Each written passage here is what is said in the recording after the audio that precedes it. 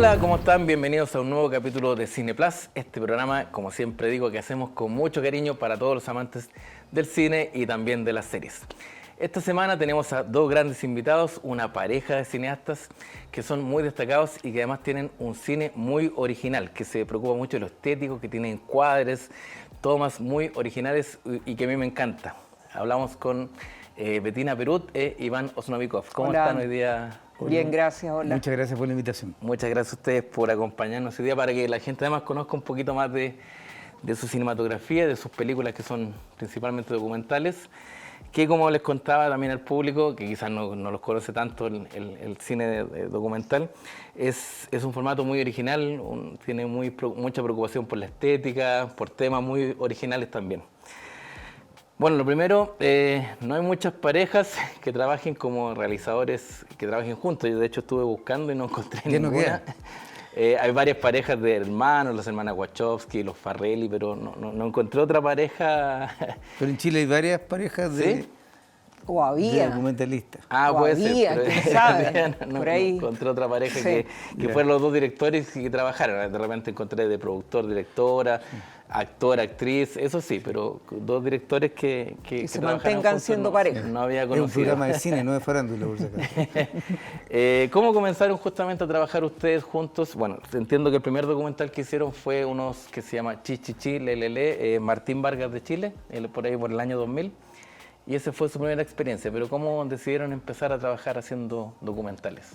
Nos conocimos trabajando en esa película que es una producción de Silvio Cayosi. Él tuvo la idea, armó un equipo, ambos estábamos circulando por la productora de Silvio y quedamos en ese equipo y nos conocimos trabajando y en ese documental y aprendimos mucho haciendo la película porque estaba Silvio, era de nosotros,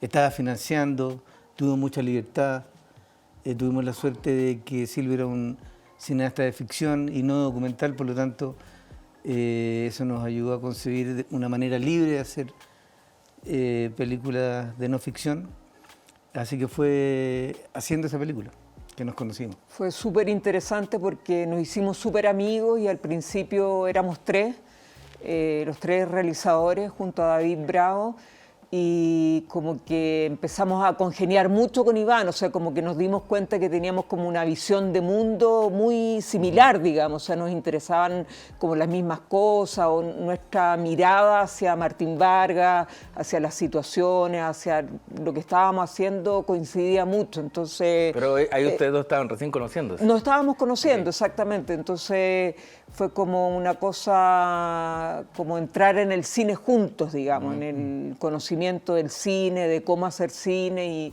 fue como muy compartido eso. Y después después de esos 3 años, de 1 año de rodaje y 2 años de edición, de montaje, decidimos hacer una película juntos y nos embarcamos en lo que ha sido hasta ahora nuestra carrera, pero además nos hicimos pareja después de 1 año, entonces o sea, nuestra vida es el cine que hacemos, digamos. 3 años de rodaje tomó esa película. 1 año de rodaje. 1 año de rodaje y 2 sí. de... Ya, pero Y 1 año de montaje más retoque. Es un proceso Sí, bastante largo. sí. Bueno, la gente de repente cree que las películas se hacen como en 6 meses, pero a veces toman 5, 6, 7 y más años. Sí.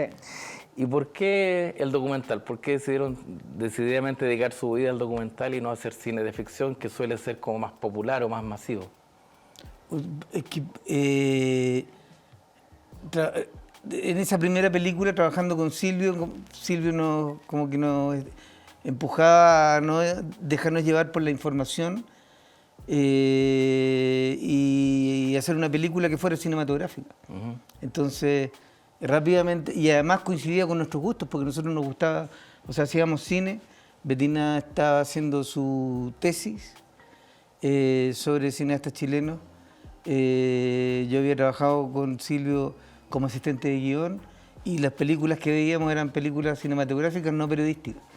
Entonces, en el fondo, descubrimos en hacer documental una forma de hacer cine en la realidad que nos pareció desafiante, porque hay que infiltrarse en la realidad, actuar con rapidez y de una forma más libre, con presupuestos menos pesado. Entonces veíamos a nuestro lado gente haciendo películas de ficción que estaban 10 años financiando una película que podía fracasar y que finalmente eran 10 años perdidos de la vida. Entonces fue como se nos ofreció una forma artística que nos conquistó rápidamente. O sea, siempre nuestro cine fue libre, o sea, nunca hubo como restricciones como dogmáticas, cosas así, digamos. Entonces, nunca tuvimos la necesidad como de abrirnos a algo que fuera más creativo, por así decirlo, porque no lo era tampoco. O sea, una ficción no es que te restringe más que nada, digamos. Entonces la realidad siempre te ofrece cosas más dinámicas, encuentros con personajes que no te los imagines, o sea, ni siquiera una ficción así como increíble puede darte como la libertad que te da el cine documental que nosotros hacemos, por lo menos, que no está restringido. Entonces para nosotros nunca fue como... no sé, para nosotros nos encantó y nos sedujo mucho más trabajar con la realidad. Y a veces la vida real tiene historias mucho más increíbles Sí, pues que la increíble, te fantasía. encuentras con cosas fantásticas. Y además en un contexto cinematográfico, fines de los 90, principios de los 2000, que estaba explotando el cine digital. Para nosotros era influencia Herzog, que circulaba entre la no ficción y la ficción. Lars von Trier, que también era lo mismo, entonces como que era también el clima de la época, Claro. donde la ficción, donde había una revolución contra Hollywood, que era ficción pesada. Netflix ahí hubiera calzado perfecto. ¿Y cómo decían ustedes los temas? Porque sus películas son súper diversas. Bueno, hay temas políticos que ustedes lo abordan de una manera súper especial, pero ¿cómo deciden vamos a hacer esta película o esta otra? ¿Cómo llegan a escoger un tema? Eso pasa por distintas vías, digamos. De repente es un lugar que te conquista, de repente es un personaje, de repente es un tema que pensamos, oye, hablemos sobre esto, pero tratémoslo de hacer, tratemos el tema en forma absolutamente distinta o políticamente incorrecta, digamos, que muchas veces nuestras películas han tomado como esa vía, por así decirlo. Entonces, como... y es una cosa como esencialmente de guata, digamos. Como te decía, te encuentras un lugar como, por ejemplo, en el caso de Surire, una película que hicimos en el altiplano chileno.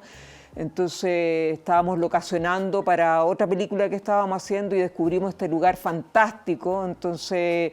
que te estremecía, digamos, y dijimos, hagamos una película acá algún día, y volvimos, empezamos a grabar, empezamos a descubrir personajes, empezamos a descubrir historia, empezamos a ver cómo hablábamos de este paisaje como que fuera otro personaje, empleamos distintos encuadres, como de lo macro a los grandes planos generales. Eso, a nosotros hacer una película es siempre un momento creativo de descubrir también la estética, digamos, o sea, cómo se va a grabar esta película. Para nosotros el cine también es muy estético, digamos, la imagen que habla por sí sola, digamos, entonces... son muchas formas de vincularse con el tema, digamos. A veces un personaje historia lo humano, llama. Sí, sí. a veces en el caso de Un hombre aparte era el personaje, etcétera. Y tú mencionaste algo de lo estético. Yo vi algunas entrevistas que le han hecho ustedes previamente y lo estético siempre está muy presente. Y algo que a mí me llama mucho la atención es que a ustedes, por ejemplo, les gustan mucho los planos de detalle, los planos cerrados, juegan mucho con los lentes macro. En La Casa, por ejemplo, hay mucho muestras de los insectos, de los pajaritos. En La Muerte de Pinochet, por ejemplo, las entrevistas, y yo la vi en el cine, por ejemplo, esa película, y hay entrevistas que en vez de estar el típico plano medio, que se hace una entrevista como lo más común, usted hacía la entrevista aquí muy cerradito en la boca, se veían los dientes, lo que muestra el detalle se veía hasta el diente picado, la saliva que sale, lo cual es muy impactante ver una pantalla gigante. Entonces, ¿por qué toman ese tipo de encuadres o decisiones estéticas? Para nosotros cada película tiene su forma.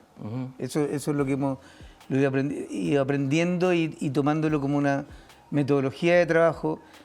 Y eso parte porque de alguna manera cuando ya habíamos hecho Un hombre aparte y entramos en diálogo con el resto del circuito documental, nos golpeaba un poco no quería decir estrechez, pero lo formateado que estaba la forma de hacer las películas. Entonces decidimos abordar la realidad de acuerdo a la forma más apropiada para que esa realidad fuera registrada. Entonces, en el caso de El astuto mono Pinochet, por ejemplo, no tiene que ver con el tipo de encuadre, pero sí con cómo abordar el asunto. ¿Me entiendes? Entonces, un asunto como la historia de la Unidad Popular y del golpe, que era tratada tan parsimoniosamente y oficialmente, chasconeemos esto. Veamos cómo circula en realidad, porque la memoria no es estatuaria, la memoria popular o social fragmentaria, caótica, y cuando uno habla con una persona tiene una versión de las cosas, otra tiene otra, los matices, la experiencia.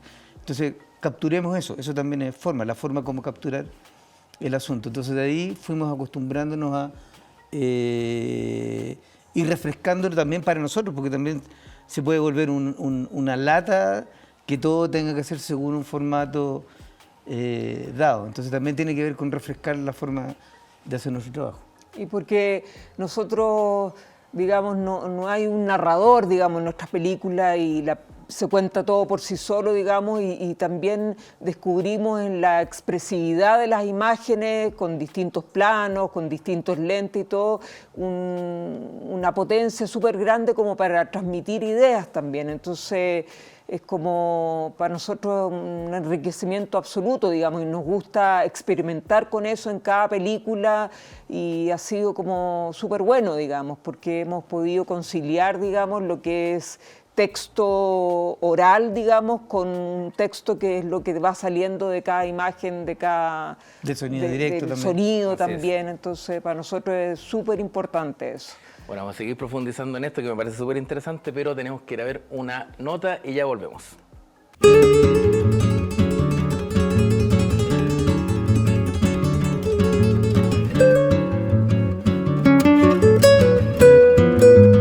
Hola amigos de Cineplus y de Cine TV+, me encuentro aquí gracias a Amazon Prime, donde nos tenían una gran sorpresa. La serie de, obviamente, Amazon Prime, de La Casa de los Espíritus, este increíble libro escrito por Isabel Allende, una icónica mujer, icónica periodista, autora que ha trascendido internacionalmente, que ha sido reconocida internacionalmente y que yo diría que es uno de nuestros íconos nacionales. Ahora acompáñenme a ver cómo ha sido y cómo va a ser parte de este gran evento. Feliz de estar aquí, de presentar esta miniserie que no la he visto entera, he visto solo 3 episodios, pero son fabulosos. Yo tenía en mi cabeza, por supuesto, La Casa de los Espíritus, mi libro, y basado mucho en mi familia. Es una producción con gente de nosotros, hasta los extras se ven como nosotros. Y es el espíritu de la familia Trueba, del clan del Valle, del país y de todo lo que pasó. Entonces, quiero agradecerles a ustedes por lo que han hecho y que ha sido sensacional.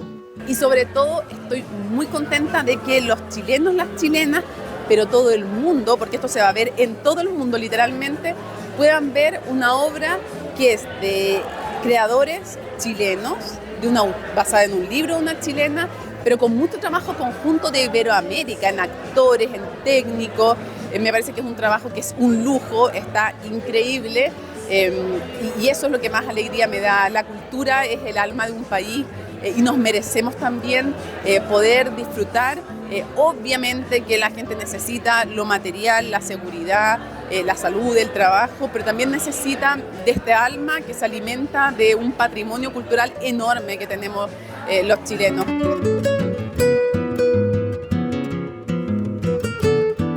Personas como Fernando Urrejola y también Andrés Wood, talentos nacionales, llevan esta historia a través de Amazon Prime Video, a través de una historia a lo largo de 8 capítulos. Entonces, lo que te permite también en Amazon Prime Video es que el desarrollo de la novela va a poder extenderse, va a haber una profundidad mucho mayor seguramente de lo que fue la película en 1992.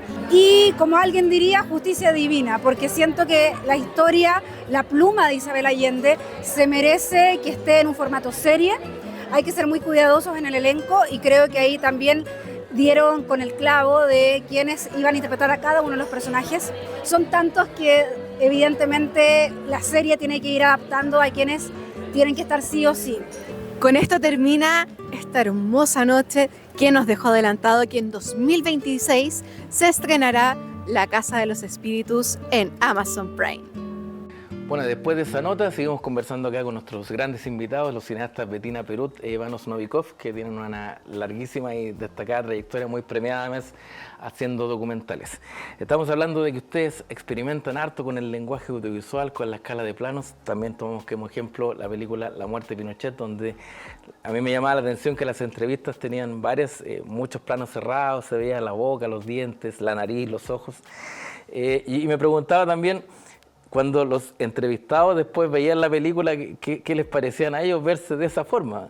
¿O lo tenían claro de antes ellos? No sé qué tan claro. No sé si lo tenían muy claro, pero no sé, así como un comentario, así como lo que estás diciendo tú, como que le haya llamado la atención, así no recuerdo ninguno, digamos. O sea, se iban a otro tipo No de... queja al respecto. Sí, no. Pero tú decías que tenía también que ver con el mensaje que tenía. Es que el origen de esa película es como al revés de un proceso normal, porque los acontecimientos en torno a la muerte de Pinochet los grabamos en el rodaje de Noticias, que es una película anterior que hicimos. Entonces, pero el material quedó fuera de Noticias porque era como un hoyo negro, que el material de Pinochet era como un hoyo negro para la película, que la desequilibraba. Entonces quedó el material y decidimos, por diferentes razones, armar un proyecto sobre el día de la muerte de Pinochet, porque habían pasado los años, no había ningún proyecto profesional sobre el tema. Y recontactamos a los personajes, que nos costó un mundo, que habíamos grabado esos días. Y una manera de reconstruir su participación en los hechos era hacerles entrevistas. Entonces, como que tratamos de diversificar la forma de registrar la entrevista, y haciéndola nos dimos cuenta de que grabándoles las bocas mientras hablaban surgía algo que fue súper interesante, que es como que ver la organicidad del discurso político, porque estamos acostumbrados a ver discursos políticos desde un podio, solemne, la bandera, negando casi la animalidad del habla, digamos. Entonces esto hizo aparecer algo que era interesante y que le daba más contundencia al texto de la entrevista. Entonces nos gustó, lo desarrollamos, lo hicimos con todos los personajes. Hay gente que le chocaba, pero a nosotros qué bueno que a ti te gustó. Sí, me encantó. Pero también era otra forma de hacer una entrevista y no irse a los planos común y corrientes, claro, digamos. sí. Entonces, es siempre nuestra forma como de buscar otras partes del cuerpo que también signifiquen, que expresen, sean expresivas y comuniquen, como dice Iván, digamos.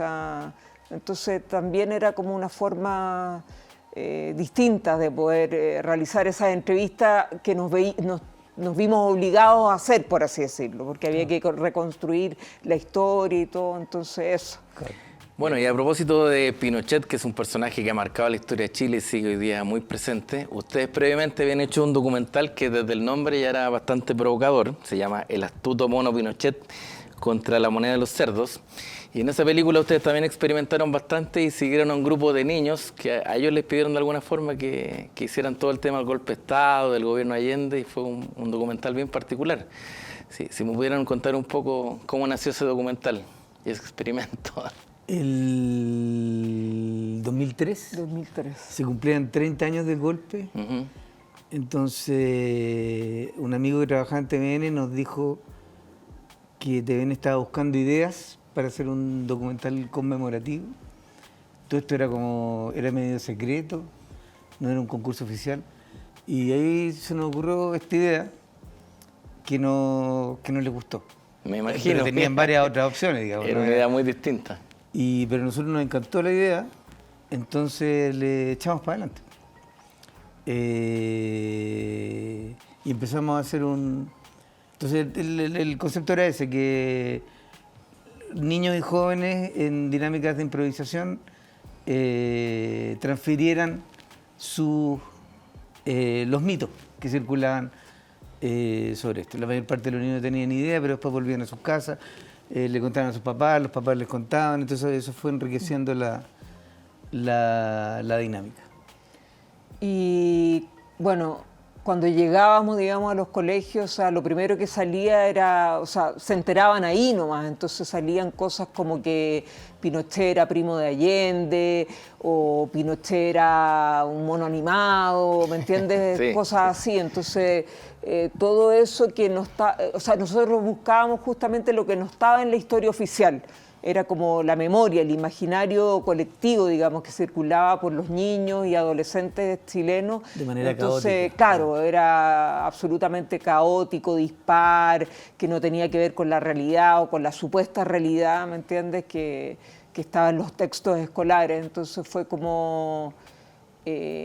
no solo habla del golpe de Estado, de Pinochet, de Allende, sino que habla también sobre la subjetividad, sobre la niñez, los niños, y ellos se ponían, por ejemplo, a hacer cosas con mono animado y todo, pero de repente salían unas cosas súper transgresoras y fuertes y bien como...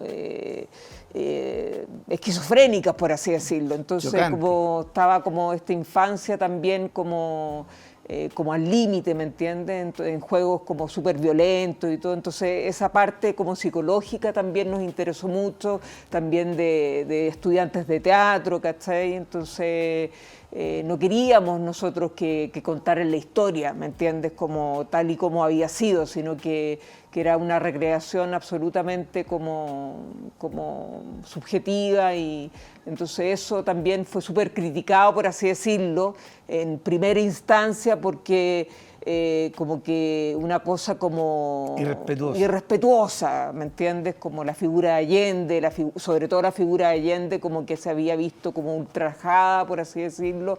Entonces, pero eso es lo que buscábamos nosotros. Pero ustedes le dieron bastante libertad a los niños. Sí, o sea, cuando ustedes iban mostrando lo que ellos quisieron hacer. Estamos Claro. hablando del circuito cinematográfico, no solamente local, Sí. sino que también afuera. Nos costó mucho hacer circular la película. De hecho, yo creo que era la primera película en el mundo en la que Allende se suicidaba, porque hasta ahí no todo el mundo aceptaba esa realidad histórica. Y como nos pasa con muchas de nuestras películas, resulta que como 10 años después, durante 10 años se empezó a valorizar, empezó a ser utilizada por académicos que hacían estudios sobre lo que llaman la posmemoria. Y resulta que como el año 2012 nos llega una orden de compra del Instituto Nacional de Derechos Humanos para comprarnos 200 DVD para hacer circular la película por todos los colegios de enseñanza media de Chile. Entonces se hizo justicia. Fantástico. Bueno, y esa película y las que han seguido en la posteridad, por ejemplo, Los Reyes, perdón, que es una película protagonizada por 2 perros ahí, yo creo que el cine documental que ustedes hacen es muy observacional, por así decirlo, que en el fondo no es como el típico documental que uno ve en Netflix, en Nat Geo, donde hay un narrador en off, donde hay entrevistas, sino que en el fondo ustedes van mirando, la cámara es un observador, y que las cosas pasan de alguna forma, ¿no? ¿Por qué han elegido hacer las películas de esta manera, por así decirlo? Bueno, como dicen, nosotros nunca hemos utilizado un narrador, y para nosotros, bueno, no es solamente que las cosas pasen, porque uno como director, en este caso de documentales, de películas documentales, también interviene harto en la realidad, ¿me entiendes? No haciendo recreaciones, sino que gatillando cosas, digamos, entre, por ejemplo, personajes que tienen un diálogo. O sea, no es que nosotros somos observadores pasivos, ¿me entiendes? O sea, intervenimos harto. Pero también lo que buscamos y lo que sobre todo lo más fantástico es lo azaroso. O sea, capturar eso azaroso que no se vuelve a registrar. Y por eso la paciencia, somos muy pacientes y repetimos mucho las cosas, ¿me entiendes? Y la observación. Por las eso, esperamos. Y las esperamos, Nosotros exactamente. Repetimos, digamos, volver a una situación, un día, 2 días. O sea, nuestros rodajes son muy largos por lo general. Entonces, como estamos siempre atentos a eso que sucede por única vez. Y si tú estás preparado, eso no pasa en un inicio, cuando tú estás recién comenzando, pero cuando ya tienes como experiencia y todo, aprendes a esperar, digamos, y aprendes a que sucedan cosas que son únicas, ¿me entiendes? Pero siempre está por parte del director, digamos, hay una intervención, digamos, siempre uno gatilla que sucedan ciertas cosas que son reales, pero uno va gatillando, va dirigiendo también. Y tiene que ver también con que cuando nosotros partimos ya había una crítica al narrador en off, como al que se refería como la voz omnisciente, o sea, como esa voz casi divina que explica toda la realidad que va siendo expuesta a lo largo de la película, y porque alisa la realidad, la simplifica. Dice esto así, por esto y esto y esto, ¡pum!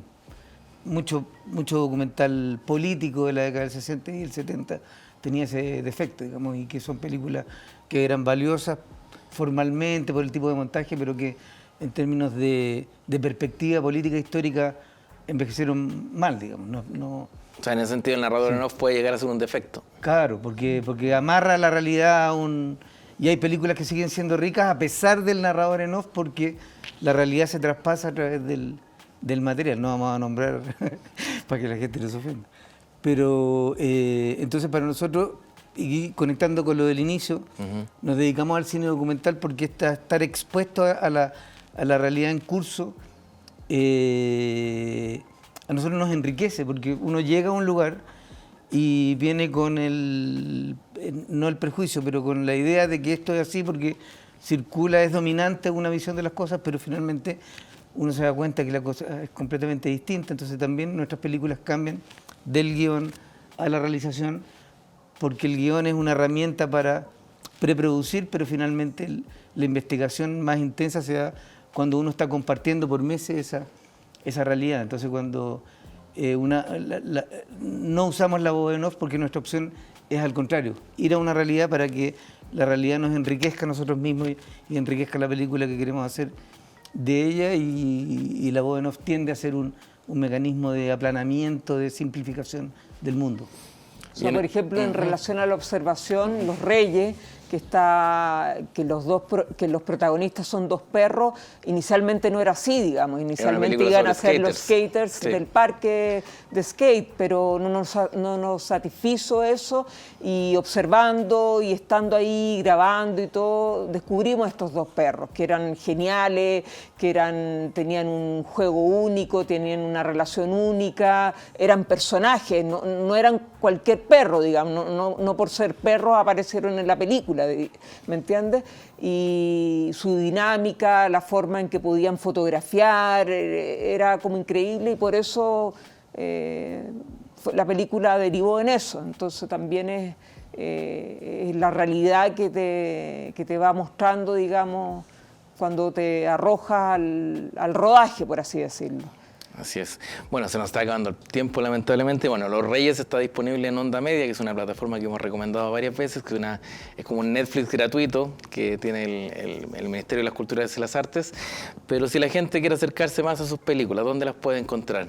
En nuestro sitio web, perutosnovikov.com. Si lo pueden poner ustedes después. Sí, por supuesto, está apareciendo en pantalla. No es simple. En Onda Media está Los Reyes, Surire, Un Hombre Aparte, y próximamente se va a estrenar La Casa. Fantástico. Nuestro último largometraje.